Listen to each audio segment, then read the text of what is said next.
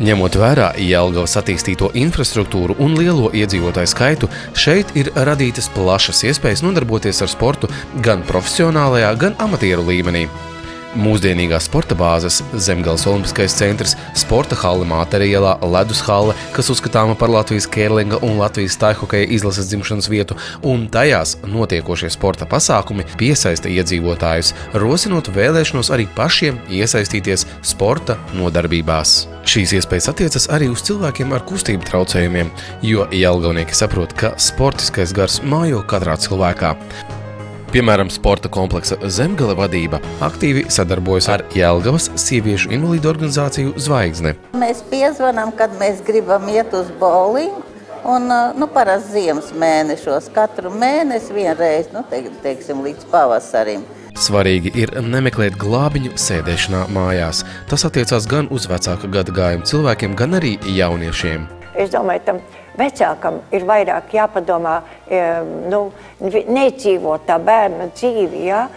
Tā, kā ir, tā ir, jā, bet viņam jāpalīdz iziet ārā sabiedrībā, vērt vairāk durvis vaļā, pa labi, pa kreisi iet, gatavot viņu, jā, uz tādu dzīvi sabiedrībā, jā. Iespējas tikai ir jāmeklē un uz cerību jāatrod. Jelgavā viņa jau 20 gadus. Šo gadu laikā Jelgavā dažādiem paralimpiskiem sporta veidiem ir iedibinājušās stabilas tradīcijas, un tas viss pateicoties labvēlīgi radītai videi.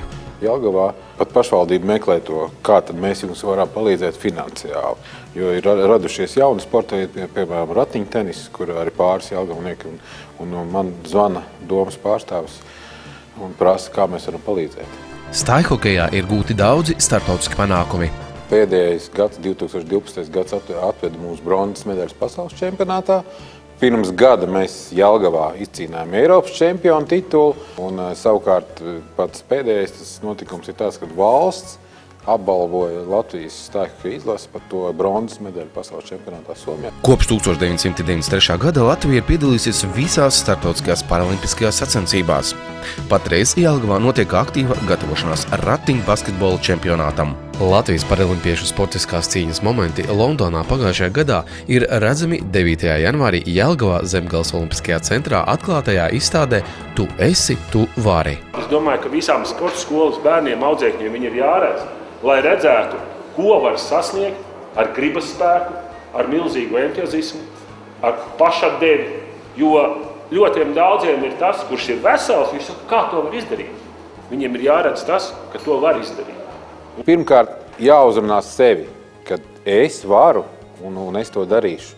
Un, ja tev varbūt nesanāk, pazvani man, es tev pielauzīšu, ka tu nāksi to sportu darboties, jo tās ir vislabākais, kas var būt sports, lai tu cilvēks nepazūdi tajā ikdienā.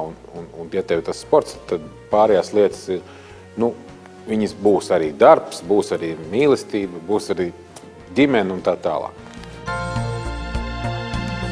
Viena no daudzajām iespējām nodarboties ar sporta aktivitātēm un pie tam bez maksas tika radīta 2012. gada 22. decembrī, kad tika atklāta pirmā publiskā slidotava Jelgavā, un šo dienu laikā tā gūsi tādu pilsētnieku atsaucību, ka pat slidošanu starplaikos, kad tiek atjaunots ledus, cilvēki jau gaida iespēju paslidot. Plānots, ka publiskā slidotava skvērā aiz kultūras nama būs atvērta līdz pat 31. martam. Jāatzīmē, ka ideja par bezmaksas slidotavu pilsētas centrā izdevās īstenot ar Jelgavas pašvaldības, Zemgales olimpiskā centra un Latvijas olimpiskās komitejas atbalstu.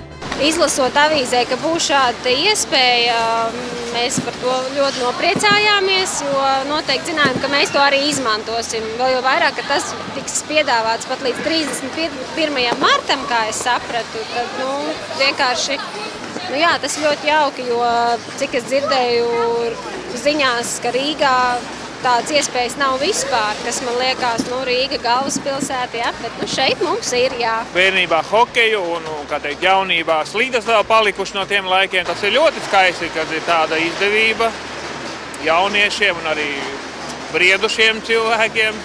Pati slidošana ir bez maksas, bet, ja vajag slides, tad tās var iznomāt par 1 latu stundā. Mūsu filmēšanas grupa šajā publiskajā slidotavā viesojās brīdī, kad skolnieki vēl ir skolā. Bet vakaros slidot gribētājs skaits sasniedzot pat 100 cilvēku.